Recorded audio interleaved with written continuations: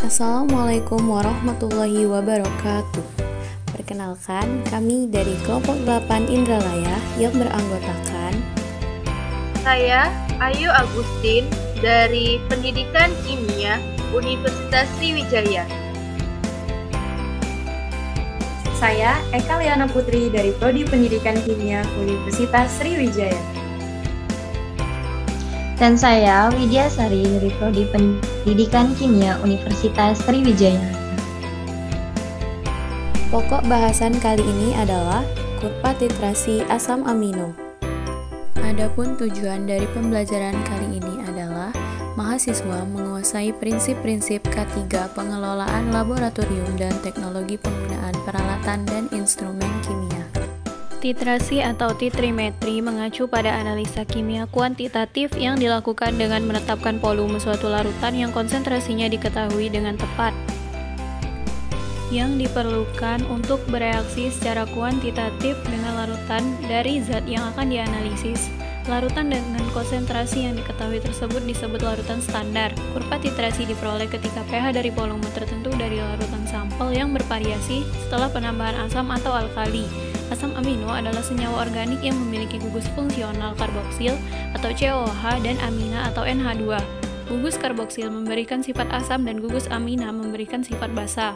Dalam bentuk larutan asam amino bersifat amfoter atau cenderung menjadi asam pada larutan basa dan menjadi basa pada larutan asam. Perilaku ini terjadi karena asam amino mampu menjadi Zwitter ion. Asam amino termasuk golongan senyawa yang paling banyak dipelajari karena salah satu fungsinya sangat penting dalam organisme, yaitu sebagai penyusun protein. Alat dan bahan. Sampel yang digunakan yaitu glisin. Prosedur percobaan. Proses pengambilan larutan buffer asetat dengan masing-masing pH yaitu pH 4, pH 7, dan pH 10.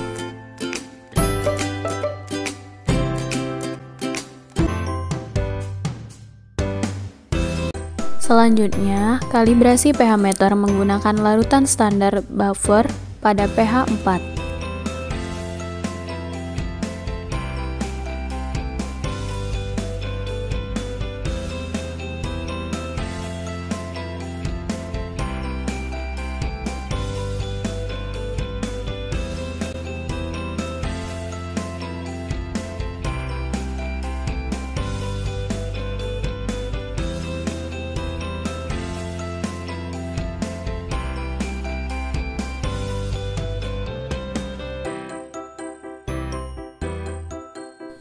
Kemudian kalibrasi lagi pH meter menggunakan larutan standar buffer pada pH 7.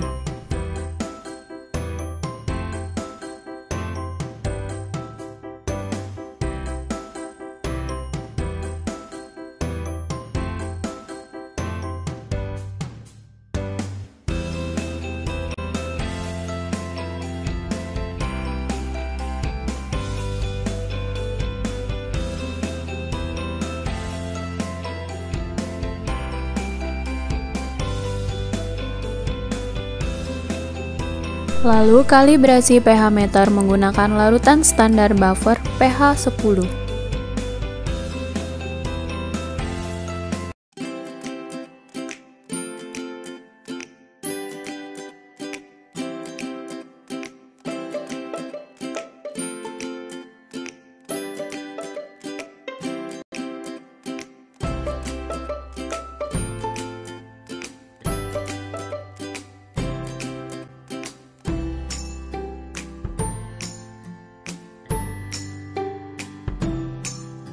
Selanjutnya dilakukan proses titrasi.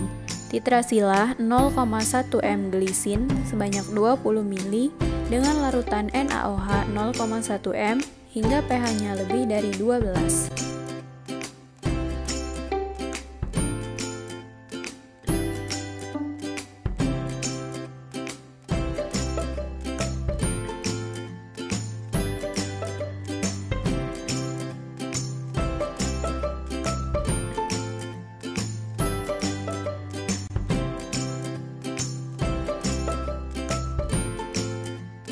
Hasil pengamatan. Berikut adalah tabel hasil pengamatan. Pada pH 1, volume NaOH 0,1 m dalam mili yaitu 1,2, pada pH 2 8,2, pada pH 3 12,3, pada pH 4 18,9, pada pH 5 36,4, pada pH 6 39,9, pada pH 7 43,3, pada pH 8 45,7, pada pH 9 47,8, pada pH 10 49,2, pada pH 11 50,7, pada pH 12 61,2, dan pada pH 13 85,6. Berikut adalah kurva titrasi yang didapatkan. Kurva titrasi antara glisin 0,1 m versus NaOH 0,1 m.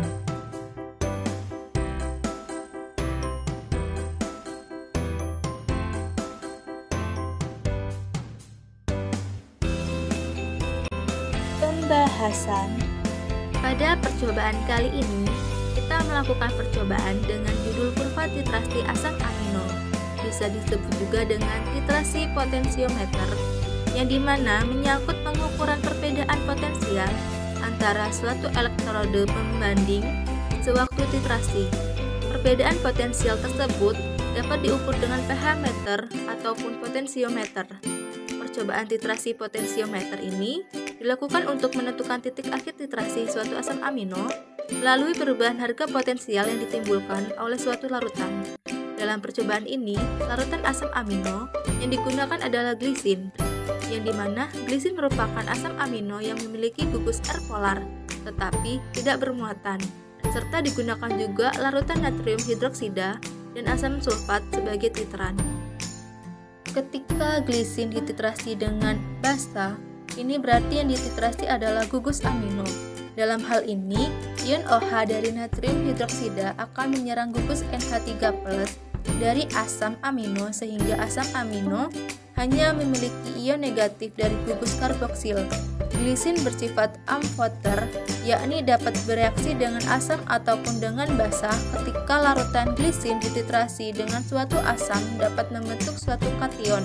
Sedangkan ketika larutan glisin dititrasi dengan basa, dalam praktikum digunakan NaOH, maka dapat menghasilkan suatu anion.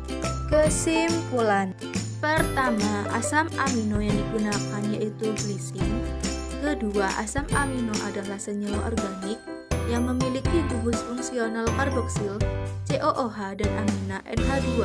Ketiga, glisin memiliki sifat asam amino yaitu amphoter, dapat bertindak sebagai basa dalam larutan asam dan dapat bertindak sebagai asam dalam larutan basa.